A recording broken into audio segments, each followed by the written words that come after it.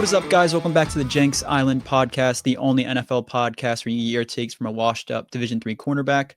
I'm your host, Grayson Jenkins, joined by my three great co-hosts, Ty McGee, Sterb, and Hammer are in the building.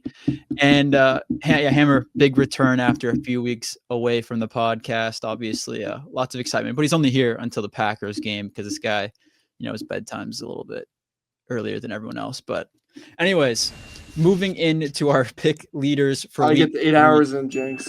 Gotta get the 8 hours in. I think you'd live with like 7. I think you'd be all right. But anyways, getting into the pick leaders, as you can see, Ty is at the head of the group at 27-5. Really, really solid record there. I'm kicking myself for picking the Saints a couple times and knocking me all the way down to tied for 4th at 25-7. The Penix Fluffer is tied for, or not tied. Yeah, he's tied for second actually. 26-6 with Dome Patrols. And then whereas Hammer's down here at 15th at 23-9. And then Sterb, unfortunately, tied for 23rd at 21-11 with Ashley down there at the bottom.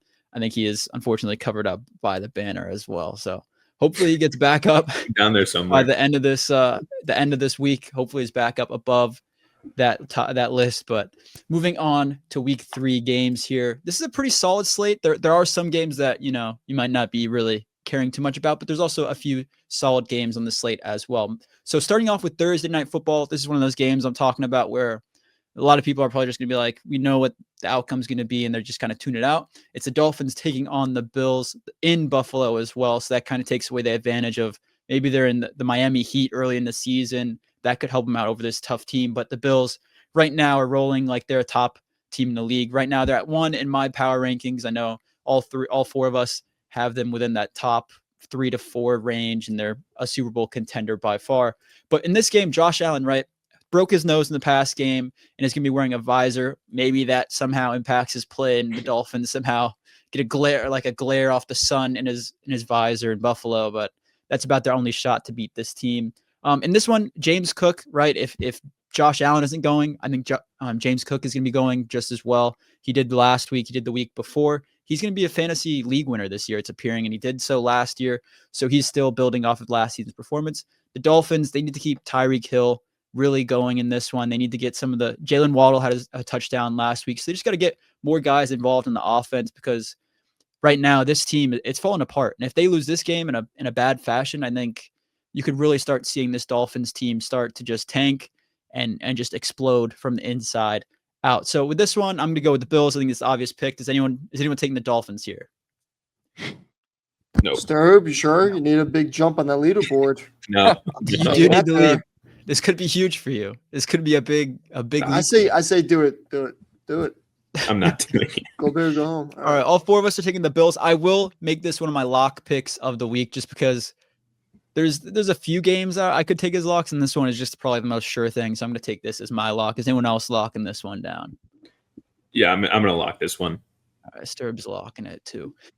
All right, moving on to the Foul Clowns taking on the Carolina Panthers. Ty, what are your thoughts on this one? Yeah, I mean, obviously the Panthers had a strong end to the game last week against the Cardinals, but I think that, kind of says more about the Cardinals than just the Panthers, right? We've talked about the Panthers maybe being the worst team in the NFL, at least a bottom 3 team. And they're kind of going into, a team that's really on a hot streak right now, right? Atlanta played really well against Tampa and kind of dominated against Minnesota last week. I think the biggest story for Atlanta offensively will just be the run game. Right there, 4th in rushing yards per game right now with about, I think, 143.5 yards per game. And Carolina is like 26th in rush yards per game with 141 yards per game allowed. So I think this game, kind of like it did in Minnesota, is going to really run through Bijan, maybe a little bit Tyler Algier to kind of, slice things up for Bijan, give him a little bit of rest here and there because obviously he is a huge focal point, not just in the run game, but also in the pass game. And then on the flip side, right, Carolina lost Austin Corbett. They lost Robert Hunt this past week. Kind of a recipe for disaster against an Atlanta team that, looks much improved on the defensive line, right? Had 6 sacks last week against J.J. McCarthy and the Minnesota Vikings. This defense obviously made a lot of adjustments in the offseason, bringing in Xavier Watts, Billy Bowman, a couple other draft picks on the defensive front. So, they look a lot better than they did in seasons past. So, I think, in all facets of the game, Atlanta has the advantage. Like I said, Carolina is probably one of the bottom 3 teams in the NFL, and Atlanta is one of those teams that's surprising a lot of people as possibly, a wild card contender. So I'm going to go with Atlanta in this one, and I don't think by any means that it would be close. Yeah, I got to go with Atlanta here as well. Nothing to add. They've just been balling out on defense too. Has really played really well for them. So I'm going to go Atlanta as well. Hammer, who do you got? Yeah, I'm going Atlanta too. That was two impressive performances in my opinion, first 2 weeks. So I think they keep it up. Sterb, you keeping the streak alive? You going the Panthers? I mean, it's 2 Sterb, straight. this all- could be it. Panthers. All right. Sterb is a huge Panthers Every hater. obvious underdog, I got to pick them, right? Sterb is big on the Panthers. Who said that? I'm kidding. No. The Falcons, they're gonna win this one. It kind of sucks. I want to pick against the Falcons, but I just can't. The way that Bryce Young and the Panthers are looking. Moving on to the Packers, taking on the Browns in the dude wipes uniforms. Hammer, what are your thoughts on this one? Game of the week, finally. Packers, hottest team in football on the field wise and looks wise. Jenks, that didn't get you? All right. That was a joke. But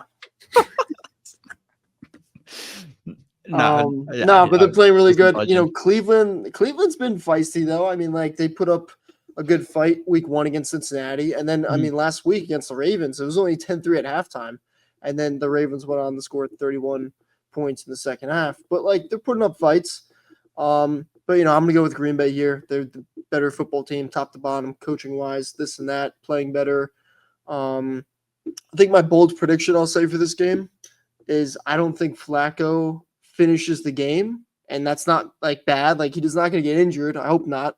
But I think it's going to get ugly, and I think maybe Gabriel gets in the game for Cleveland, and we see him a little bit more. And I think, Flacco is going to get killed in the pocket. One more thing, Michael Parsons is off the injury report, so it looks like he's off of that snap count. So he's really going to go, be out there probably, 85, 90% of snaps now. So I think you could see a good game out of him, maybe 2 sacks. And I'm using both my locks on this game. Yeah, you gotta fit both locks on the same. That's not a thing. Get out of here. I just made it a thing. It's not a Hammer. I know your name's Hammer, so you can just hammer rules everywhere, but no, it's just not. My show, my rules. No, used to be part of the show. Used to be Jenks and the Hammer. That's true. Well, I thought me and Ty were gonna go somewhere, and then it didn't work out. A lot of rumors. So then we're getting back to Jenks Island. So yeah. You gotta feel bad for Flacco though in this one, like you said, Hammer. So I'm gonna go with the Packers here as well. Sterb, Ty, any disagreements there? Nope, no disagreement. Just this one as well. Yeah, I was going to say the same thing. No disagreement. I'm locking this one as well. Getting into the Texans versus Jaguars game, unfortunately, Sterb's Wi-Fi cut out there, so we'll get him back if possible. But the Texans taking on the Jaguars in Jacksonville. Jacksonville obviously 1-1. The Texans 0-2, which is really unexpected going into this season. I had the Texans to win this division, and Sterb had the Jaguars to go and get into the playoffs. So this one's a little bit more fun for the playoff seeding scenarios in the future. The Jaguars looking to get Brian Thomas Jr. back and just back to his normal self, right? Had 12 targets, only 4 receptions, and there was a little bit of frustration from the fans, fantasy players, and the team. You could just tell that something was off between him, Trevor Lawrence, and Brian Thomas Jr. And Liam Cohen on the sideline yelling at Trevor Lawrence to hit guys in the chest. It's a little bit all over for the Jaguars there. The Texans on the other side, CJ Stroud this year, right? We hear about the sophomore slump. That's something we talk about often for quarterbacks. CJ Stroud is now in his 3rd year. He should be out of the sophomore slump, but we haven't seen it from him yet. Last week, he missed a wide open Nico Collins on a crossing route, threw it as soon as the defender was there in coverage instead of throwing it before then. So the frustrations could be growing for the Texans if they lose this one. In this game, to me, it's more of a gut feeling type pick game. I can't go one way or the other just based on what I've seen on the field because both teams are a little bit iffy. So for that reason, I'm going to have to go with the Houston Texans here. I don't see them going 0-3. I think this is a divisional game. It's close. I see the Texans kind of bouncing back in this one and getting Nico Collins going. Travis Hunter as well. If he's playing both sides of the ball like he has been, I think he's starting to fade. Like you could just tell he's taking hits the last couple of weeks where he's getting slow to get up, things like that. I just think he needs to get back and healthy. And if he's playing both ways and Nico Collins is going against him late in the game, I can see Nico Collins burning him for a late touchdown or something like that. So I'm going to have to go with the Texans here. But what are your guys' thoughts, Hammer and Ty? Yeah, I mean, I thought that Travis Hunter looked pretty good against T. Higgins in that game. Like, I'm not too concerned about him playing both ways. I mean, I'm more concerned about can Trevor Lawrence put some balls on some of his guys. But I think Houston's played, two really tough teams. Obviously, with the Rams and the Bucs, probably two of the, in my power rankings, they were two of the top 10 teams in the higher end of that 6 to 10 range. So I think they just had a tough schedule. They played them both very tough. They kind of went down to the wire. Jacksonville's schedule has been a little bit, more dicey, right? Like last week, would have been a good game, but they get Jake Browning for a lot of that game. So I just trust Houston a little bit more, right? I think they have a really, really good defense that can help stymie this Jacksonville offense. And then at some point, Stroud and Nico got to kind of get it going. You saw the run game get a little bit going last week too, right? Chubb had a nice little run. Woody Marks, added some stuff in there. So I think this offense is starting to slowly get rolling. Obviously the offensive line's not great, but the weaponry in that entire offense really is a lot of new guys. They've had the injuries to Kirk. The tight end room's pretty decimated. Obviously Joe Mixon down. So it's a lot of new guys that are kind of getting their feet underneath them. And I think you kind of start to see that rolling last week, but Baker did Baker, but I'm going to go with Houston here. Yeah, Sterb is back. For those listening and those watching, you can see him. Sterb, where were you going with that? And who do you got in this game? Yeah, basically, I was going to say that kind of like both of these quarterback and wide receiver one connections have been like a little iffy and had some near misses in the past couple weeks. So I do think, obviously Houston's defense is probably the best unit among these four. But Jacksonville's scheme, I feel like has been very, very good. And I've been a proponent of that on this podcast time and time again. So I know I'm low on the leaderboard, but I'm rocking with Jacksonville again. I got to go out swinging. So give me the Jags here. Hey, what was that saying you said last week, Sterb? What was that for the Jaguars there? What? Zig and zag. When we're zigging, you're jagging, yeah, man. Yeah. I set you up. I'm jagging. There you go. That will be on a T-shirt next week. That will be on a T-shirt. As an afterthought, and I was like, "Oh my god, why didn't I say that? Why didn't I say that? That's so good." Yeah, that is good. If you're zigging, I'm jagging. It's solid. You could make it a T-shirt, but first Jenks Island merch drop. But anyways, Hammer, who do you got in this one? Yeah, I'm going Houston. Ty said a lot of good things, and what I was gonna say, I think this Houston team has just had a tough 2 games to open up the season. They lost 2 tight games to 2 good teams. I think they're too good to go 0-3. They're desperate. They're gonna come out swinging. So I'm gonna go with Houston here. Yeah, I gotta agree. I just think they're the better team in my eyes, at least, and we'll see if this week the Jaguars can prove themselves. Moving on to Cincinnati taking on Minnesota in Minneapolis. Ty, what are your thoughts on this one? Yeah, this is interesting, right? Because we get a battle of 2 backup quarterbacks with Carson Wentz and Jake Browning. We get to see Browning a little bit last week. A bit of an iffy start, right? He had 3 interceptions, but 2 touchdowns, and obviously a very high-scoring game. Kind of thrown into things, but now he'll have the full week to prepare with that offense. But, we kind of talked about this on Monday night during the live stream, right, of Carson Wentz maybe being the better solution for Minnesota. And to kind of, go further on that, I almost think that, the Jordan Mason being the lead back in Minnesota might be the better solution for them as well. Aaron Jones getting up there in age, the production hasn't been great, right? Then Ty Chandler goes down as well. So now it's the Jordan Mason show. And I really think, against a Cincinnati defense that's not great, right? They've been decent against the run. They're kind of middle of the pack. I think 94 yards per game. But I think Jordan Mason could have a really, really big game against them. I think the game plan is kind of going to go through him. Obviously, Wentz, being a backup quarterback, first start with the team. I don't think that they're going to be slinging the rock with him all day. Obviously they have really good weapons, but I just don't think that's, what Kevin O'Connell imagines this offense being under Carson Wentz. But Wentz could very well have a good game, right? The one time that he had a spot start in Los Angeles, which is obviously a very similar offense between McVay and O'Connell, right? They come from the same style of offense. He had 200 yards, 3 touchdowns, and won the game, right? So, he is very capable of coming in and playing with a good team and putting up good numbers.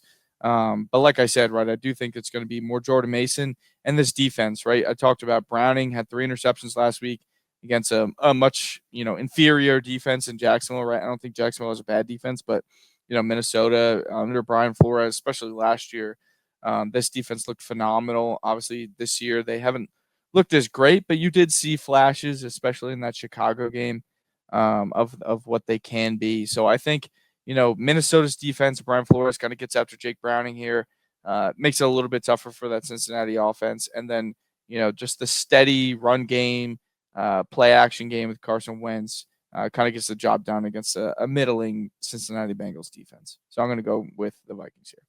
I like it. I'm gonna go the opposite team here. I'm gonna go with Cincinnati coming in. This is my underdog pick of the week, just because I think that Cincinnati, if they have a week to game plan for Browning, that they could create something good. I think in the past games where he's come in and had to be the backup and have been able to prepare for it, right? I think he's looked all right. I think he's looked solid. And I think that this Vikings offense, I could be wrong. Carson Wentz could come out and be better than JJ McCarthy, but with their starter in JJ McCarthy, they just haven't looked great yet. And maybe Carson Wentz brings that out as a vet because he can maybe feel more confident in throws and things like that. But I want to see Carson Wentz before I pick them. So I'm going to go with the Bengals here. Hammer, who do you got? Yeah, sadly, I'm going to go with Minnesota too, with Ty. I think Kevin O'Connell is going to put a really good game plan around Wentz. Hey man, this is what Minnesota does. They work with these vet QBs, man. They find a way. And yeah, I just think Minnesota's defense is kind of too good for Jake Browning. I think Minnesota is also just a tough place to play. Like, just as a Packer fan, it's such a tough environment to play too. They're loud, they're noisy. I'm gonna go with Minnesota. I think they're better rounded team. Sterb, what side are you gonna be on, man? What side? I'm going with Minnesota here. I think they have the better coaching. I think they have the better defense. Damn it. And like you guys kind of said with Wentz, they don't really have to put a lot on his plate. I totally agree with Ty that Jordan Mason is going to have a big game in this one because Wentz can't really drop back to pass behind this O-line right now. The O-line was really, really bad. You got Justin School and his backup. So Trey Henderson might have 3 sacks this game on, 15, 20 dropbacks for Wentz. That doesn't give me a whole lot of confidence, but I really do think they're going to, run the ball until they can't anymore. And Mason's shown the ability to do that before. I'm kind of just leaning on the better coaching staff and what I think is the more talented roster. And I didn't have Cincy making the playoffs, even with Joe Burrow. And then, Minnesota's shown that, their quarterback was really, really bad in the first 2 weeks, and I had them as a playoff team. So clearly I think their roster and the coaching is better. So I'm going Minnesota.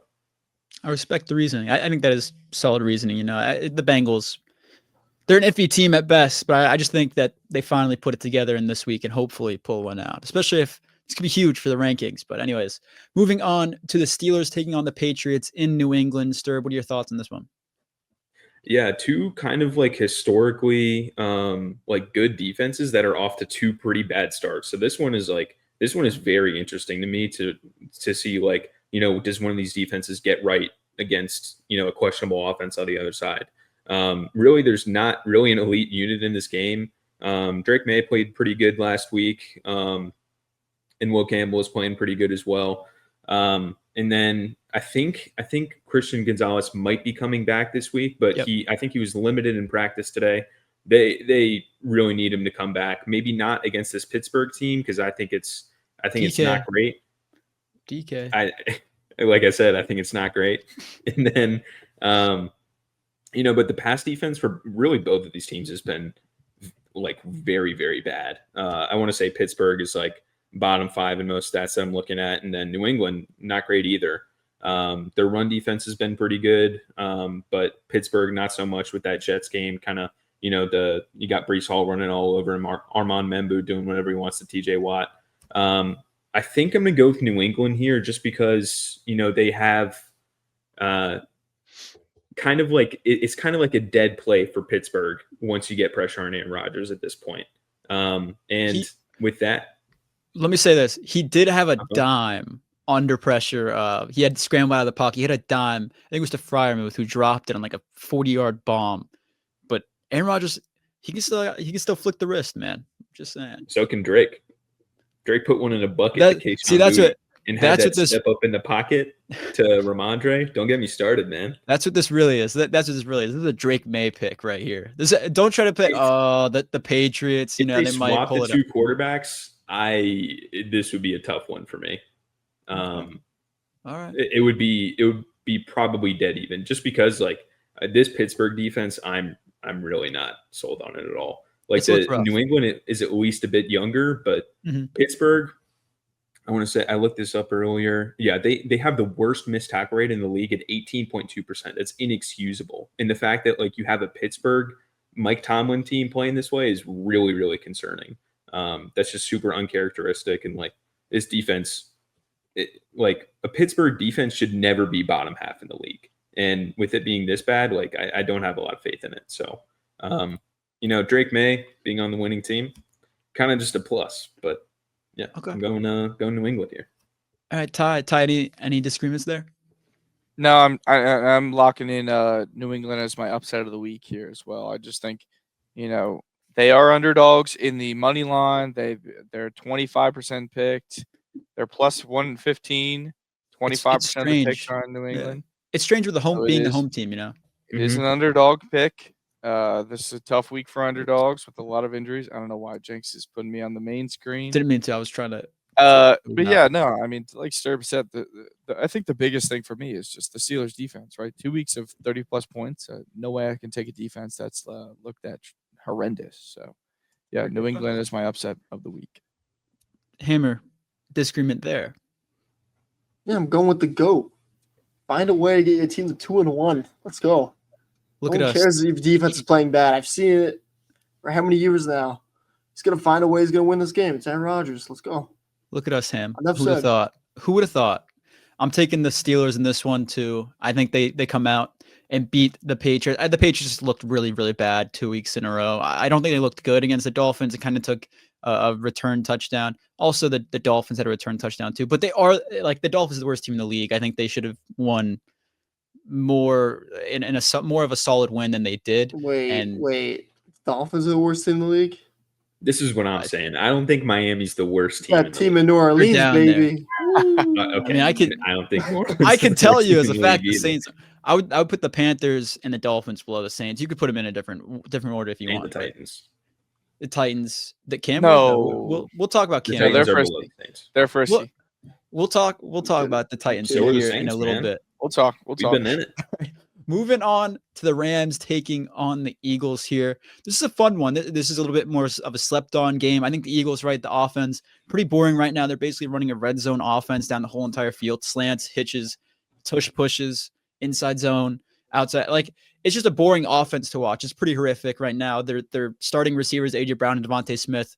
Their stats are absolutely horrific. Anyone that took them in fantasy, I feel absolutely sorry for you. It's a tragic watch right now for fantasy players and fantasy managers out there, as opposed to the Rams, whose offense has been really flowing really, really well with Matt Stafford. And I know there was a lot of ifs and questions around that offense with Matt Stafford's back injury going into the season, but he's still able to sling the rock from any single arm angle that you could possibly imagine. We saw it last week. I think it was to Devontae Adams. He had a ball that was just almost at his hip, horizontal to his hip, slung it at a 45-degree angle away from him, right into his arms in the bucket in tight coverage. So Matt Stafford is doing anything he can with the football right now, and the Rams offense looks unstoppable. But then the Eagles on defense are one of the best defenses in the league. Jalen Carter is looking a little bit rough right now. There's a few clips of him going around on Twitter and stuff like that where he's just looking a little sloppy. Looks like his feet aren't under him yet, but I think he can get that under control. This is a really tough game to pick. I'm going to go. I'm going to go with the Rams here. I think they come into the link, give the Eagles a revenge game here after the playoff loss in the playoffs last season. So I'm going to go with the Rams. What are you guys' thoughts here? Yeah, I mean, I know you talked about Philly being boring, but I mean, they're just finding a way to get it done, right? And Yeah, definitely. for me, right, this feels like a game that's going to be a rematch. It's not a rematch of last season's postseason, right? I think it's going to be a rematch in this postseason, and I think Philly takes this one in the regular season, and I think the Rams would have a really good chance of taking it in the coming postseason. If there were to be a rematch, right? I mean, they were down to the wire last season. The offense got better, but Philly right now, it just feels like they have a formula, and they're a really good regular season team, but it feels like they just have a formula to win low scoring games. Play really good defensively and just kill the clock on offense and be very dink and dunk and run the ball down the field. So I don't know. It's so hard to pick against them, especially in the link too. So I'm going to go with Philly. Sterb, any disagreement there with Ty, or are you picking the Rams with me? Yeah, no, I'm going with the Rams here. This is kind of let's go. I was trying to think of like a basketball comparison because this one's just so funny in terms of the styles for me. This is like Moses Malone versus Kevin Durant. You got an ethical hooper on the other side and Matthew Stafford, and then you got back to the basket bully ball on the other side. In terms of like modern day watching football, like Philly, not very fun right now. I think 11 tush pushes in the past game.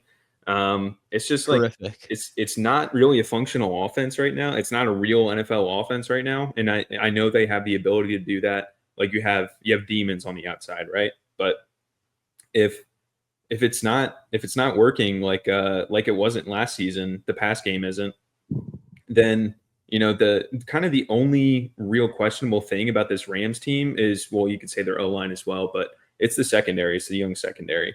They're just inexperienced, but then you have that front seven. You have Braden Fisk, you have Kobe Turner, you have Jared Verse, obviously, and that's going to be like a big matchup against this O-line. It's kind of like two top 5 units at their respective unit in the NFL, I think. So I'm watching that, but then you just have the weapons in Devontae and Puka, and that cornerback 2 spot for Philly is very, very questionable. And if you're playing man, Devontae has been their go-to man guy so far, and Puka's just been that all-around weapon zone guy. He can do anything he wants. Either of these guys can, but you're playing man on man. You got Keely Ringo, Adoree Jackson against Devontae. I think that's going to be a nightmare matchup, and I'm going with the Rams here. Yeah, Hammer. You know a thing or two about Devontae Adams. You going to side with him like you did Rodgers, or are you going against him with the Eagles here? I'm never going against Tay. But I'm going with Philly here. I'm never going against him. I'm rooting for him. I'm going against him. I hope he proves me wrong, but I'm going with Philly.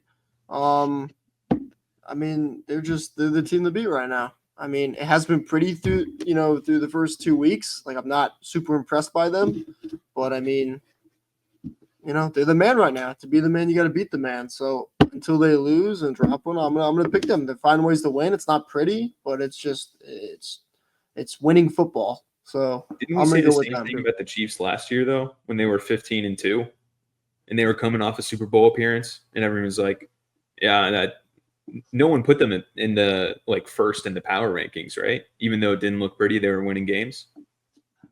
What are you saying? The Chiefs last year.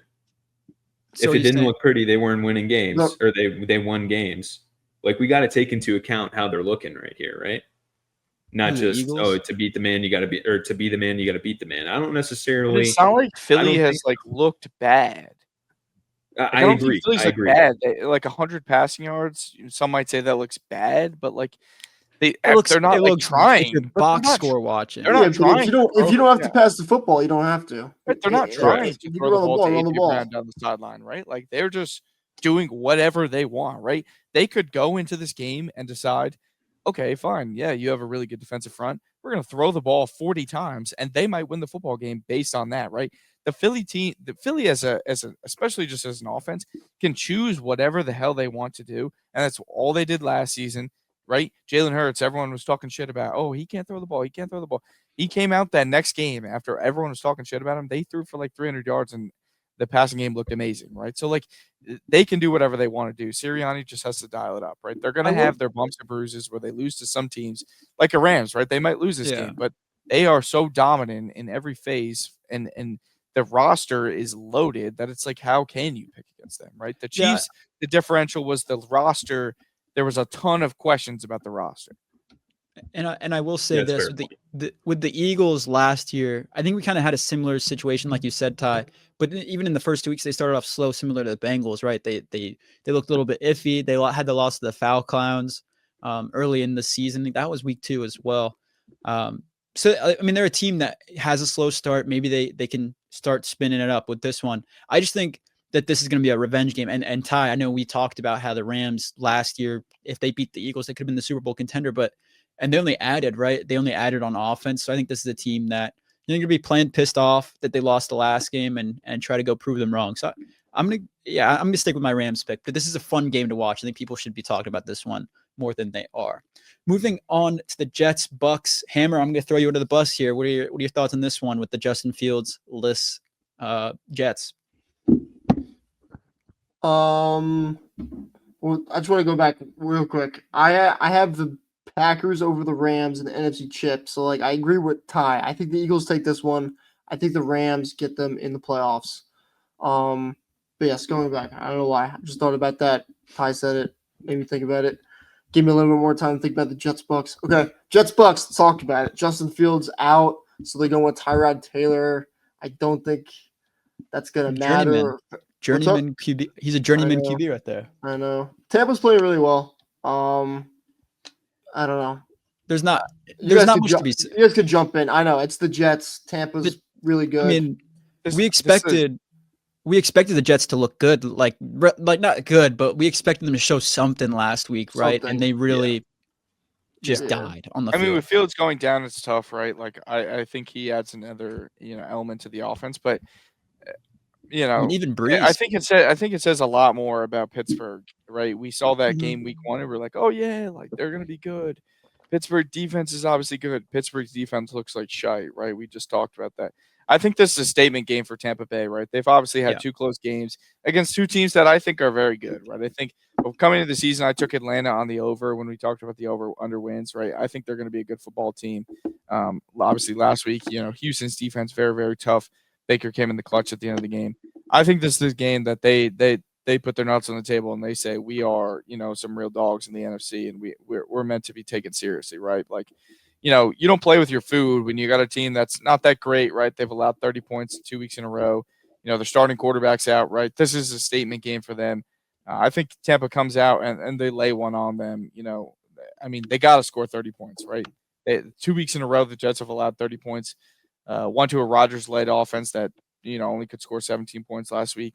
And then obviously to Buffalo, and it could be they barely scored 30, right? Because it looked like Buffalo scored 30. And, in some of those games, right, when it's so easy, like you just take your foot off the gas, you start running the ball and you win 28-10. And people are like, oh, why'd you only win 28-10? You're playing a crap team. But it's like, well, we didn't have to, right? I could score however many points I wanted but I just decided that we're going to run the ball the rest of the game. So, yeah, I think that Tampa, this game, I mean, I think this is a statement game for them. So Tampa I think this is lock number 2 for me as well.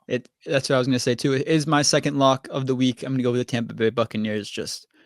They're just too good of a team right now to lose this Jets team. Sterb, you got any disagreements there? No, I do think Tampa Bay is firmly going to win this one, and we know how I feel about Tampa Bay. So you got two very good wide receivers. As much as I like to hate on Mike Evans with Jenks, you got 2 good wide receivers on the outside, and Jets have really only shown that they have like one good corner right now, and it's Sauce. And Brandon Stevens and Michael Carter, they're really not playing well right now. We saw that against DK in the first game. DK makes a miss and kind of like shakes him. I think it was Michael Carter on that play, but he takes like the worst 2 angles I've like ever seen. And I believe they're in the same quarter. And he was lined up in the slot on both of those plays. So you can kind of ease up on DK Metcalf there. You don't have to be pressing him, but regardless, that's what they did. Aaron Glenn likes to do that. So I think this could be a good Emeka Egbuka game, just because Sauce might be keying in on Mike Evans, Aaron Glenn might be keying on Mike Evans, and then you get Egbuka on a couple plays, and then this Tampa Bay run defense has actually been very very good. Obviously you have Vita up front, and then Jets it's it's going to be kind of looking rough. Tyler Taylor passing the ball to Garrett Wilson and company, and company is putting it lightly or putting it kindly. But yeah, I got Tampa Bay firmly in this one. I think it's probably at least a 10-point victory. Yeah, Hammer, you picked the Bucs too, right? I'm not sure if you made the pick. Yeah. All right, moving on to this.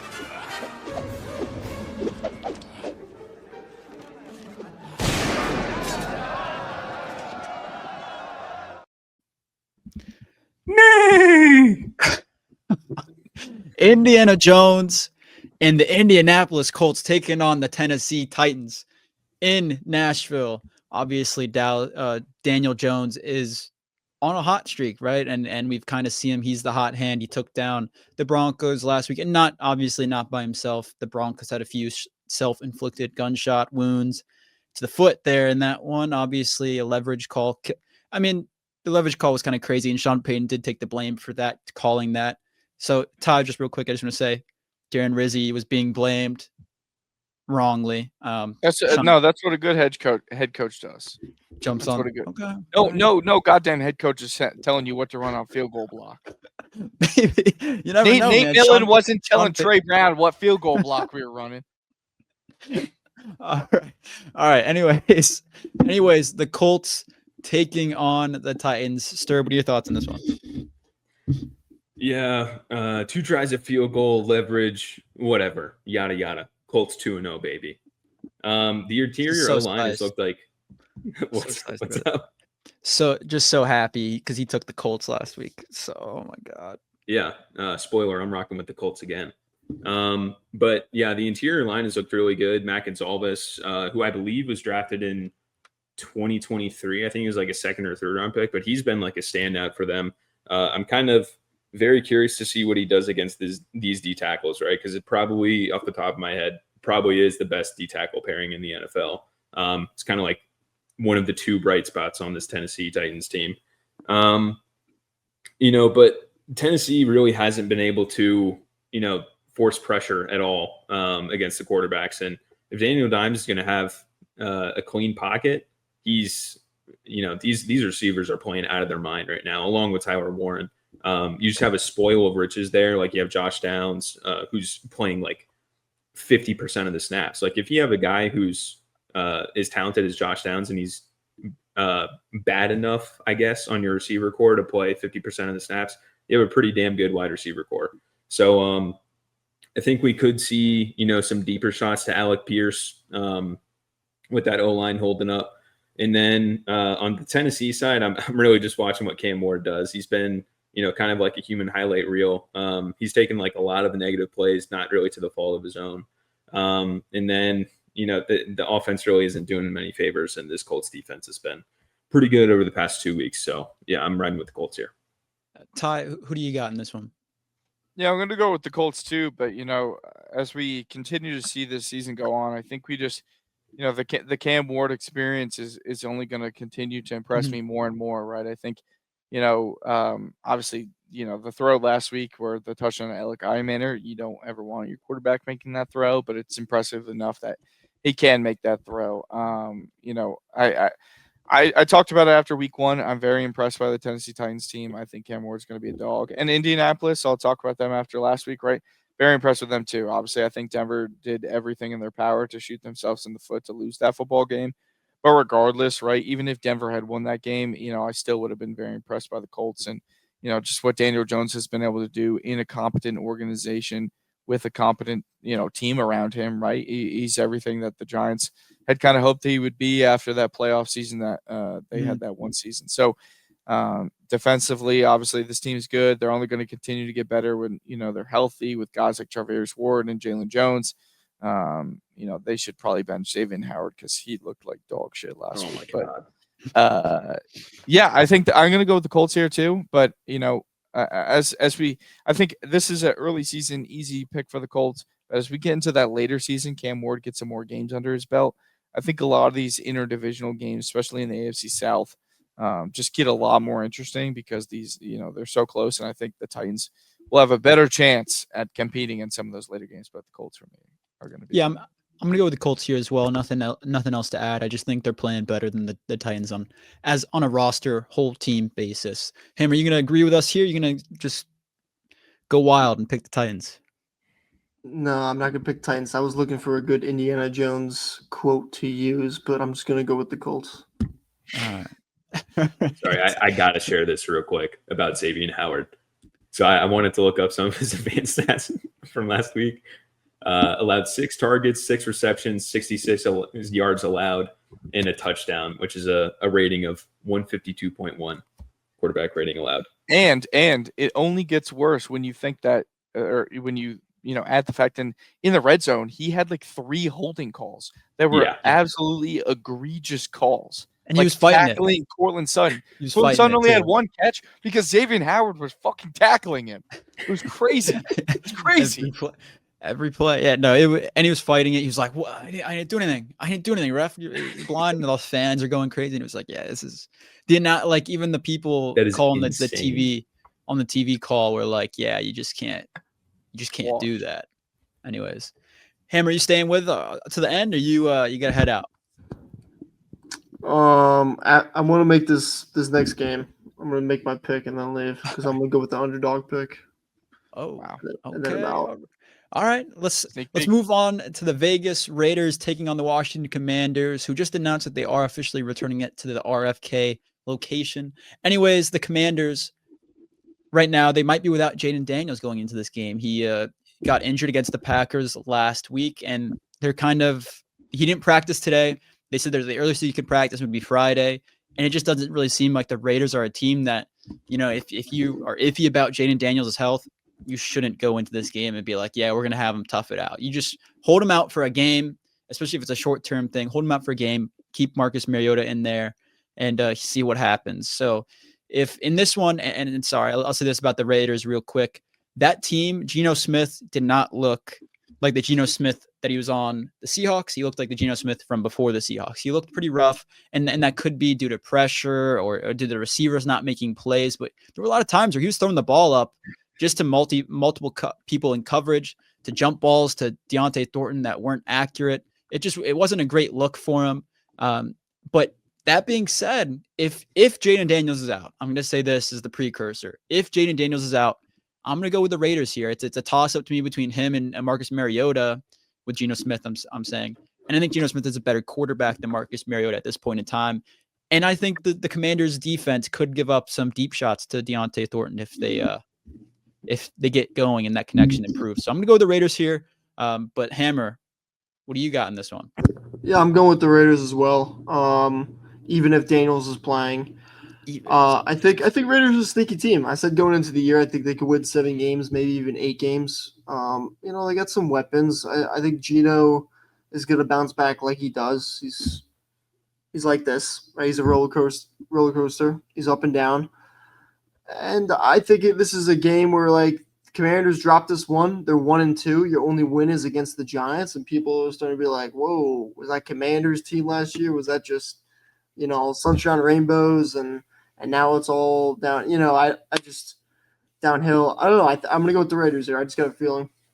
I like it. Well, I'm gonna go with the Raiders too. I mean, without Daniels, but I think that would say more about the Chargers too, right? If the Chargers. That's more of a props to them if they're beating the Raiders, and the Raiders can beat the Commanders with Jaden Daniels. But anyways, Ty, who do you got in this one? Yeah, I'm similar to you, right? If Jaden's in, I'm going with the Commanders. If Jaden's out, I'm going to flip to the Raiders. I mean, it's just it changes the game entirely. But to talk about Geno real quick, right?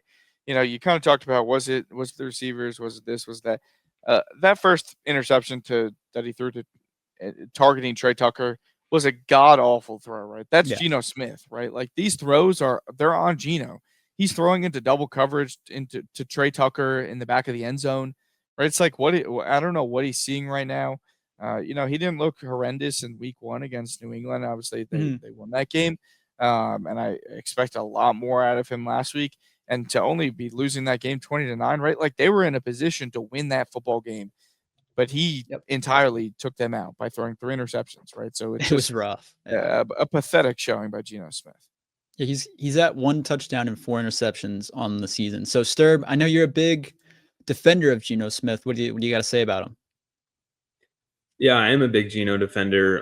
This past game is obviously hard to defend, but Geno is a roller coaster, kind of like Hammer mentioned. The lows just are very, very low. You're off the track. But I think he does more good than bad if you're weighing everything. And yeah, he is going to have games where if everything else goes right, maybe you win the game. And then Geno's just kind of like the sole reason, the sole proprietor for that loss, right? But I do think those games are a little more rare than people think. We had a couple happen last year when he was in Seattle. With those key red zone turnovers, you just can't be doing that.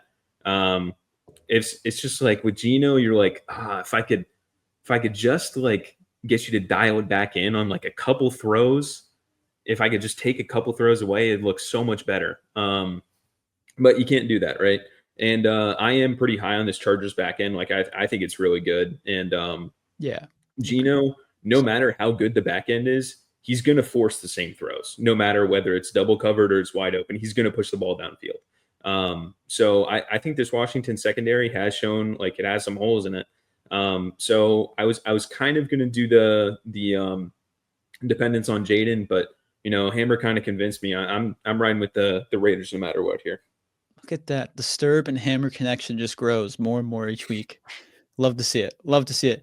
Anyways, thanks, Hammer, for joining us for as much as you did. It's good having you back on the podcast for a little while. Go get your rest, King. Get some good sleep. Thanks, Queen. All right, boys. Get out of here. Anyways, moving on to the Broncos, Chargers here in this one. Ty, what are your thoughts on this one? Broncos, tough loss. Chargers are really, really hot. What do you got on this one?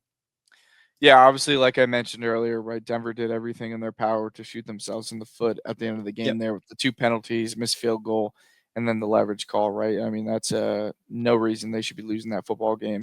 Obviously, it was a great game. Props to the Colts. They played really well, but, I thought that Denver should have won in a close one at the end of the day. But, Bo Nix definitely looked a lot better than he did week 1. Obviously, week 1 was a horrendous showing against the Tennessee Titans, but looked better. Obviously, the 1 interception. You want to see a clean game, but we can make excuses for it, whatever. At the end of the day, right? Kind of did hurt us a little bit, but offensively, game plan wise, execution, everything looked a lot better. Defensively was the big question mark, right? The linebackers specifically looked god awful. But I just think Shane Steichen really called a great game. He called a lot of things that kind of had Pat Surtain. Not looking like the typical old Pat Surtain, right? It was probably the worst game of his career up to this point. He allowed 6 catches and I think like 60 yards, which, for that to be your worst game is crazy, right? It's obviously a defensive player of the year candidate, but still, right? Like that's not what you want from Pat. I don't imagine a world where the Denver defense has that bad of a game again, right? And I think it kind of aligns well with the team that they're going against, right? The big thing that killed Denver in that game, more than anything, right? Obviously, Pat didn't have a great game, but was Jonathan Taylor. Jonathan Taylor in every facet of the game, receiving, rushing, killed Denver, specifically because Alex Singleton is god-awful, but Justin Sternad didn't look great either, right? Both of them, when targeted, allowed 100% completion percentage, like 70 yards, yada, yada. They look terrible. The run game couldn't make a tackle. It doesn't look like we're going to get Dre Greenlaw either. But on the other hand, right, the Chargers have not been able to establish any run game. O'Marion Hampton, Najee Harris have not looked like, what they were built up to be, which was going to be this powerful running attack under Harbaugh. Obviously, in the passing game, they haven't looked great. The strength of this Chargers offense is the passing game, right? Justin Herbert's looked great to start the season. Keenan Allen has looked like prime Keenan Allen. Quinn Johnson has shown some flashes at times, right? Mm-hmm. Ladd McConkey, obviously. Question marks about Ladd McConkey coming in. He might be injured. He was limited today in practice, but I imagine that he will be a full go. So really, right, this comes down to, can the Denver secondary rebound and play well against the Chargers offense? I imagine that they will. I don't imagine a world that Pat Surtain has 2 bad games back to back. I think Denver kind of keeps it rolling. I think this is going to be a really close one, right? This is an important game. Obviously not that important, but right, I think it's a statement game for Denver.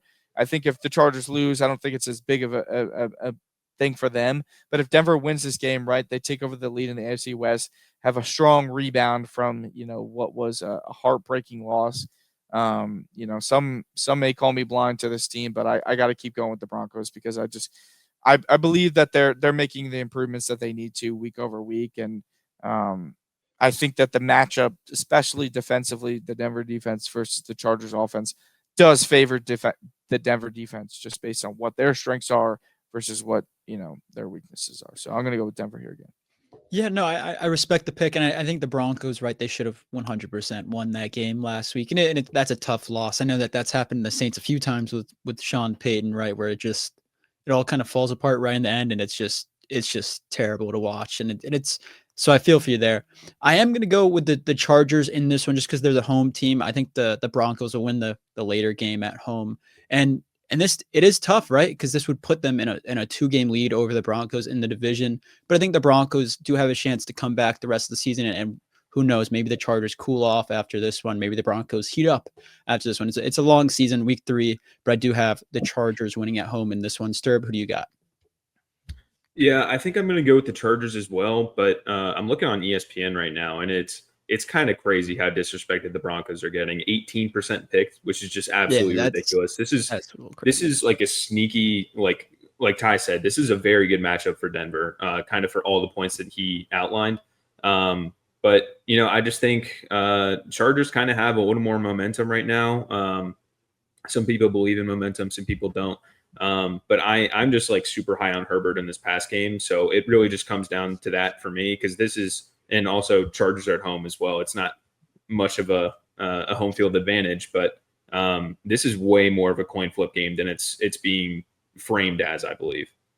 Yeah. I would not be surprised at all if the Broncos came in and won this game. Not at all. But I do think this one's a fun game as well. I just think, and like you said how much percentage are picking the Broncos? 18% on the Broncos. Yeah, I feel like that's you know what I think that is? I think that's the public's perception of what the Indianapolis Colts are, right? I don't think they think the Colts are as good of a football team as they are. And I truly believe, right, that could be totally biased, but we've seen them 2 weeks in a row look phenomenal, right? There's been no lapse in their game. Yeah. Denver had a ton of pressure on Daniel Jones. He looked cool, calm, and collected, right? I don't even think it was that Denver's defense was that bad. I think it was that Daniel Jones was that good. I mean, there were snaps where he would evade a pressure, get his clock cleaned, and he would deliver a bullet over the middle of the field, right? Mm-hmm. This is not a bad quarterback. He was taken 6 overall for a reason. He was just put in a shit organization, right? He might be on a trajectory to have a climb like Geno, like Baker, like Sam Darnold, right? Like, you get these high-picked quarterbacks, and they start the career off in a bad place, and you get them at a right time where they can go.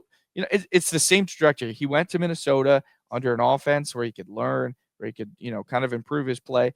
Then he gets a chance to start, and now he's starting to shine, right? Like, I really think this Indianapolis Colts team is a lot better, and I think, like I said, it's just I think Denver getting not picked a ton in this game is an indictment on what the public thinks the Colts are, which is crazy to me. Yeah, because I think. Sorry, go ahead, Sterb. Go ahead. Yeah, I think to the average fan, like, they're just looking at Denver and they're like, "Oh, Bo Nix was bad in week 1, and then you lost to the Colts, and then they picked the Chargers." Like, I really think it's that simple, but it's that it doesn't tell the whole story. Yeah, no, I gotta agree with both those takes. It's just like the Colts. If you're watching the all 22, you do see those plays that Ty was talking about, where he's just making ridiculous throws and actually looks good. And I know that's what the Giants fans expected of him, but he wasn't put in a good situation to actually succeed. Whereas the Colts, they have a good running back, good receivers, good O-line. So they do have a good situation for him. But I think the Chargers do end up pulling this out over the Broncos. Moving on to our Saints, Sterb. The Saints taking on the Seahawks here in Seattle. Saints are wearing the white helmets for the first time with the color rush. It's going to look electric, just saying. Sterb, what do you got in this one? Yeah, I think this is going to be an interesting game because, that defense in Seattle is really, they're really dialing it in. They're first in pressure rate right now. But in New Orleans, you're seeing a lot of quick game. You're seeing a lot of play action, which kind of mitigates that pressure. So I'm really watching to see like which one of those aspects kind of bends and which one of those breaks. So I think this is a big test for Rattler as well. I'm very curious to see how he looks. And then when the Saints are on defense, we just got to get more pressure because this O-line in Seattle, they're a decent run blocking unit. They've been all right. In the preseason, they looked absolutely incredible. That was preseason, but in pass protection, they're not looking great right now. So we really just got to get pressure. Carl Granderson's been stepping up huge for us. So it's really a matter of when we get to Sam Darnold, because if we don't, I think JSN is going to continue to feast on us. And whoever's matched up against Yadam is going to have a big day. So yeah. Unfortunately, I'm gonna have to go Seattle here, but I'm very curious to see what it looks like. Yeah, no, I'm on the same boat. I'm gonna have to pick against the Saints for the first time this year, and hopefully it's a curse where I pick against them and they finally win, and it kills me and pick them. I'd be perfectly fine with that. But the Seahawks team, they do just look better right now than the Saints, especially on defense. And like you said, this is a huge test for Rattler. If Rattler comes out and somehow has a similar performance like he did last Sunday, it really puts him on the map, honestly, for the NFL quarterback scene. I think he would be possibly above Caleb Williams, depending on his performance against the Cowboys. And that's a huge discussion, right? With the fifth round pick going over a first overall pick or whatever it was. Yeah. Second overall after Bryce. It was first. Yeah. I'm thinking of the trade for whatever. Anyways. The Saints here, they really need the pressure. Like you said, I want to see Staley dial up pressure because he wasn't sending any blitzes against Mac Jones. And it's like Mac Jones is terrible against the blitz. So send some blitzes, man. Like it was ridiculous watching it. Mac Jones was tearing us apart constantly on third and long. And you just don't want to see that. So I'm going to go the Seahawks here. I do think they pull it out, but I want to see Spencer Rattler and how he plays. Ty, who do you got? Yeah, you talked about Spencer Rattler being, this is a big game for him. I think this is a big game for Sam Darnold too. Like, can he play clean football? He's thrown a lot of interceptions over the last 2 weeks. So I'm gonna take Seattle too because I just think they're the better team at this point in time. Right, defensively they're really good. But I want the biggest takeaway for me from this game is just can Sam Darnold play a clean game? So yeah, no, and we'll see with the Saints defense. It's looked iffy. So if Sam Darnold looks rough, that could be a real indictment on him. Moving on to the Cowboys Bears game. We'll try to run quickly through these next three because they're not the biggest games here. Yeah. Cowboys, Bears. The Cowboys, right? Obviously, tough battle with the Giants, and that's not at all what you want to see. That we talked about the Cowboys defense being really, honestly, shitty going into the season without Micah Parsons. That was proven by Malik Neighbors and Wan'Dale Robinson, absolutely going off on moonballs from Russell Wilson constantly, no matter the situation or the down. And the Bears on the other side have looked really, really sloppy this whole season. They haven't looked great with Caleb Williams at quarterback. And I think that's more of Caleb Williams not being able to get into that Ben Johnson system quick enough. And I think as time goes on, that'll look better. But for this one, I'm going to have to go with Dallas beating the Bears in Chicago. I just think their offense is better than the Bears at this point in time, even though this could end up being a little bit of a higher scoring game. Ty, who do you got? Yeah, I have Dallas too. I kind of have a hot take on this one, but I don't even know if it's a hot take. So we'll discuss my possible 2 hot takes later. But yeah, I'm going to go with Dallas here too. Sterb, who do you got? Yeah, I got Dallas as well. I have very, very little faith in the Chicago defense, which I thought was going to be the strong point of the team. So I'm going Dallas. I don't think Chicago has an answer right now. Yeah, DA's looked rough down there coaching him up. I thought he was going to be able to, but he hasn't so far. Anyways, moving on to the Arizona Cardinals taking on the 49ers in San Francisco. Ty, who do you got? Yeah, possible Brock Purdy return in this game. That'll be an interesting thing to keep an eye on. But, you kind of touched on Mac Jones earlier. Mac obviously looked very, very good. Cardinals, they're 2-0, but they haven't played anyone that's been that fantastic, right? Obviously, New Orleans. And then Carolina last week, they were dominating them, and then Carolina found a way to come back. And I think that's the most concerning piece for this Cardinals team. Then obviously before all this, we were talking about Will Johnson, groin injury, right? They're a little bit banged up right now. So I'm going to go with San Fran. I just think they're the better football team, no matter who's a quarterback right now. Mac Jones looked pretty good, so I think he can take them to the promised land. Sterb, who do you got? Yeah, and along with Will Johnson, you got Max Melton went to IR, and then Garrett Williams is banged up as well. And I think Garrett Williams is coming back, but that your entire 3 starting corners are banged up or out. So I got to go with San Fran for that exact reason. It was kind of a toss-up before that, but then it's just brutal. So I'm gonna go San Fran.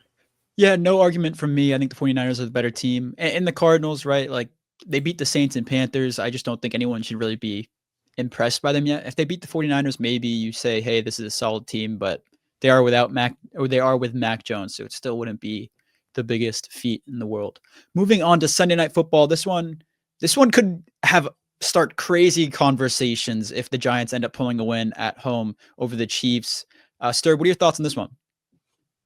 Man, the Chiefs better not lose this game. If you lose to Russ, oh man, it's gonna be. If you start 0-3 and you lose to Russ, it's gonna be bad. I will say, like, I don't know if Russ can win them this game like by himself. We saw that against Dallas last week, where he has that like ceiling output, right? And him and Malik Neighbors. Malik Neighbors is absolutely ridiculous, but you're going up against, although there'll be like a questionable defense in KC. Like it's not as good as it used to be. It's better than Dallas. So, and then KC, like you got to get something going. Like the targets are bad. The run game is bad. The scheme looks stale. Really their entire offense is Mahomes scrambles right now. So, their offense is kind of on fraud watch until further notice. I'm gonna keep picking KC here. I believe I took them the past 2 weeks as well. Yep. On accident against Philly. I picked Philly in the episode. But anyways, the misclick. This KC's got to show something, right? At some point. That's kind of the pick here, and it is the Giants on the other side. So, yeah, Ty, who do you got? Yeah, I mean, I have the Chiefs. Like, I don't think that there's a world that they lose to the Giants, but I think that there is a world where they struggle against the Giants, and I think it's probably more realistic than not, right? Like, the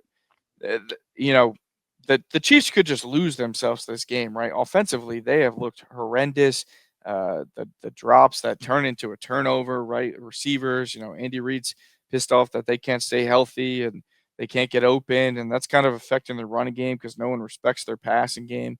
I don't know, man. The Chiefs team, they grow more concerning by the week. I would love to see, Jalen Royals maybe come out and play at some point this season because there was a lot of hype around him and the Pat Mahomes connection. But man, they just look. I mean, Tyquan Thornton is scoring touchdowns for you in the Big 2025. And Mahomes missed him a couple of times. He's missed him wide open a few times. Right. Like Mahomes by no means has looked great, but I think a lot of his drop in production is because his team is so god awful. Yeah, but I think some of it is on him. And there's a lack of chemistry too, right? It's newer receivers that he's not familiar with throwing to necessarily, so that hurts him. Obviously, Kelsey, that drop was pretty horrific in the end zone. And I'll say this too: I don't think it gets any better with Xavier Worthy coming back. I don't think he's great. Like I've never been high on Xavier Worthy. He's not a catch-all. He's not. And Rashee Rice comes back, fine. They have one receiver. Does that fix an offense? No, they need to make a move. Jenks, I know you kind of talked about them maybe trading for Kamara. I don't even think a running back does it for them. I think they need to go get like a Tyreek Hill or a receiver that can make a difference for them, right? Tyreek Hill takes off the top, Rashee Rice underneath, opens up the run game for them. So yeah, definitely. Like that reunion could be huge for them, especially if the Dolphins go into a free-for-all sale at the end or the next few weeks, especially depending on this game Thursday night. Anyways, yeah, I'm gonna go with the Chiefs here. I do think they could struggle against the Giants. I think they win in the end. No matter what, like they're just a team. They are a winning team. Like they almost came back against the Eagles last week in a game where they looked pretty poor the whole entire game. So I think the Chiefs do win against the Giants here. Moving on to Monday Night Football. This is the game of the week, the best game by far out of the week. We got the Lions taking on the Ravens. Both teams absolutely went off on offense in their respective games. The Lions obviously put belt to ass against the Bears in a game where they were just trying to prove Ben Johnson that he left and went to the wrong team. And then the Ravens destroyed a rival in the Browns. And usually the Browns-Ravens games are a little bit closer than they were. So that was a little bit surprising to me there. So I think both these teams are really finding their strengths on offense. And we obviously know that the Ravens are more well-rounded on offense. And they have a deeper roster, I would say, right now over the Lions, with a few O-linemen leaving for the Lions. But Amon-Ra St. Brown just had 3 touchdowns. They were finding him, and Derrick Henry struggled. So if the Lions can slow down Derrick Henry, like what happened last week against the Browns, I think the Lions do have a shot, but I'm going to have to go with the Baltimore Ravens here at home. I just think the crowd's going to be going too nuts. I think the offense is going to be rolling. It's a blackout game. They're wearing their all black uniforms. It's just going to be a sick environment. I'm going to have to go with the Baltimore Ravens here in this one. Just a gut feeling, a little bit of a vibe going on there in Baltimore. So I'm going to have to go with the Ravens here. Ty, who do you got? Yeah, I'm going to go against you with this one. I'm going to go with Detroit. I don't think that Detroit by any means will be as high powered as they were this past week. But I think they've kind of figured something out, right? I think that that game one, as we talked about on Monday night, was just kind of a product of playing the Green Bay Packers that are a phenomenal team right now. I think they, the coordinator concerns have kind of been quelled. I think that this Detroit team is a real contender in the NFC again. And I like Baltimore too, right? By no means do I think that they are, a bad team. I think similar to you, right? It's just kind of a gut pick for me, right? I think Detroit just somehow edges it out. And I mean, I don't even know why, right? I feel like it's just like I could give you good reasons for either team, right? Both teams are great. That's what I'm saying. But it's just like a gut pick. I kind of got Detroit in this one. Sterb, who do you got? Yeah, I'm gonna go with Baltimore. I think they're right now probably the first or second best team in the league to me. You got a superhuman at quarterback, and that kind of is the difference to me in this game. As well as I don't think really Detroit has the run defense to keep up with Derrick Henry and Lamar, and also they like to play a lot of man, which against Lamar is kind of a death sentence. Kind of just for those reasons, I don't think Detroit's a bad team by any means. Like obviously, I have them in top 10 in power rankings now. I've hold my L on that with them putting up 52 against the Bears. Even though, like I said, I don't think the Bears defense is it's bottom 5 right now, and it's not 5. I'm going Baltimore in this one. I think they're the more talented team, and they have the better quarterback. And they're at home. Yeah. No, I just think. Right, the Ravens defense too is really, really good, and I think against the Bills, the reason why that looked a little bit iffy was just because Josh Allen's running ability. Jared Goff lacks that, and I think that can allow the Ravens to be more settled in on defense. Anyways, moving into our sorry. Also, I don't think I mentioned my underdog pick of the week is going to be the Rams. I think I forgot to mention that. Okay, I like it. Anyways. Moving on to our rapid fire discussions here. We got fantasy sleepers of the week, and then as well as hot takes to end the episode. So I'll start with you, Sterb. Who is your fantasy sleeper of the week going to be? This was kind of a guy that's like maybe on that flex wide receiver 2 position. So maybe like not that deep of a sleeper. But George Pickens gets the Chicago secondary this week. Like I just said, I'm kind of out on them. Like Jalen Johnson, I think he's going to miss like at least half the season. Kyler Gordon's not back yet. This Chicago defense, when you're spilling blood in the water in Chicago, it's probably something going on there. I've been around Bears fans long enough, and I'm taking George Pickens here. Dak connects with him on a few deep balls. He has 3 defensive penalties drawn for 79 yards across these 2 weeks. So if he just gets those, maybe catches one instead of it being a 22, 23-yard penalty, then it could look a little different. So I'm going George Pickens here. I like it. Ty, who's going to be your sleeper of the week? Yeah, I'm going to go with Kayshon Boutte versus Pittsburgh. The Pittsburgh defense, as we talked about, is absolutely horrendous. Week 1, Boutte looked really good. 6 catches, 103 yards. This past week, kind of took a step back, right? Only had one target, got a touchdown on it, right? So at least it was a good catch too. Great catch, right? He, and there was talks about him all offseason kind of becoming that number 2 across from Stephon Diggs. But I think the one stat that you want to kind of look at, right, was last week, wide receivers only accounted for 30% of the completions for the Patriots. As opposed to week 1, it was 53% on average, right? Receivers account for about 60% of the completions in the NFL. So, that it's kind of just an abnormal game where Ramondre Stevenson and Gibson and Trevion Henderson were accounting for a ton of the receptions. I would expect a bounce back to the norm there, especially, like I said, against a really, really bad defense in Pittsburgh. So I like Kayshon Boutte a lot this week as maybe like a flex play. I don't think he's quite a wide receiver 2, but a flex play where, if he only gets you a touchdown, you're at least happy with, the maybe 8 to 9 points that he gets you there. Yeah, I think that's a solid pick. I was looking there as well because I do have him in Dynasty, so he's one of the guys that's kind of bumped up on my watch list.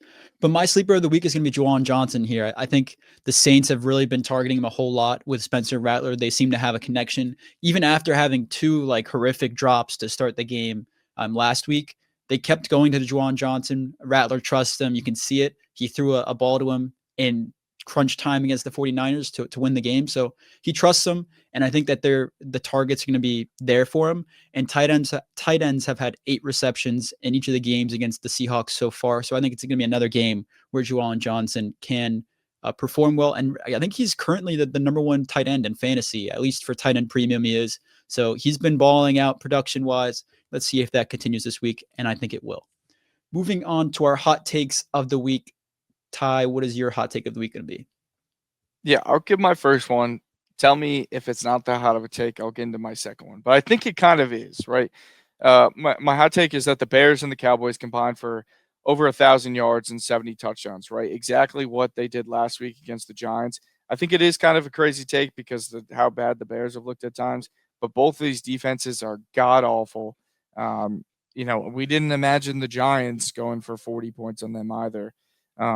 So that is my initial hot take is 1,000+ yards in that game, 70+ points. But if that's not hot enough, I like it. No, I think it's good. I think it's good. I mean, I think it is, right? The Bears offense is not by no means would I expect them to get 500 yards. So. Yeah, and I think that's more. Yeah, it's more of an indictment on the Cowboys defense than it is like the Bears offense being this great thing after this week. Anyways, Sterb, what is your hot take of the week? I'm going to go with, I have one that's like not this week focused, and then I have one that's this week focused. So I'm going to go with the week focused one, and I'm going to go with Davante Adams to get like 160, 150 yards, somewhere around there. I think he's going to absolutely fry the Eagles quarterback too. Whoever it is, they still have a question and rotation coming in there. And for good reason, they're not looking good. So yeah, I think Davante just absolutely cooks them. And then we've seen this chemistry develop between Stafford and Davante as well. And then the other one is that the Colts are going to make the playoffs.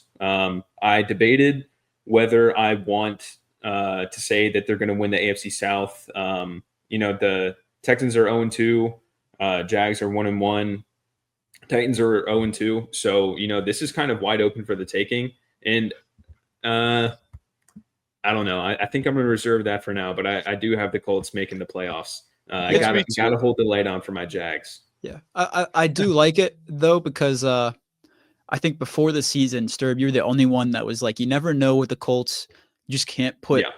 You can't put a label on them. I didn't want to predict. But but here's this.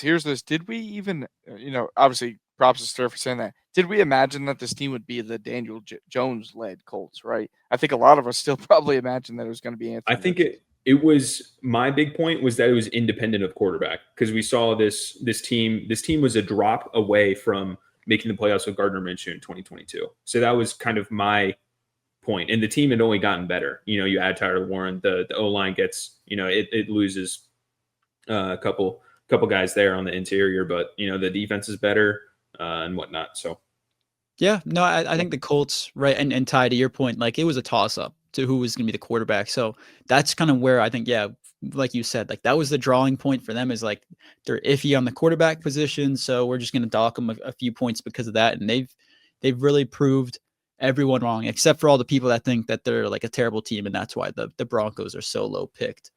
But anyways, that'll do it for our Week 3 picks episode. If you guys enjoyed this episode, make sure to comment down below and comment any of your hot takes down below as well. We'd love to hear your thoughts and reply back to you. You guys know where to check us out on social media at Jenks Island and wherever you get your podcasts at Jenks Island as well. And we will see you guys next week.